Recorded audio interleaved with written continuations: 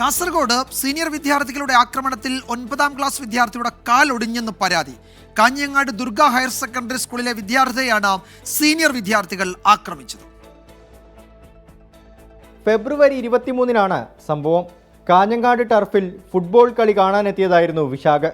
3 വിദ്യാർത്ഥികൾ ചേർന്ന് മർദ്ദിച്ച ശേഷം 6 അടിയോളം ആഴമുള്ള കുഴിയിൽ തള്ളിയിട്ടെന്നാണ് പരാതി.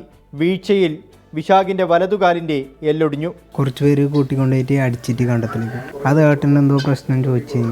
നമ്മൾ സ്കൂളിൽ തന്നെ തർക്കം തന്നെ, വേറെ സ്കൂളത്തുള്ളൂ, ബോർഡ് സ്കൂളത്തെ ഭീഷണിപ്പെടുത്തി കത്തിയെടുത്ത് കുത്തുന്നല്ല പറഞ്ഞു.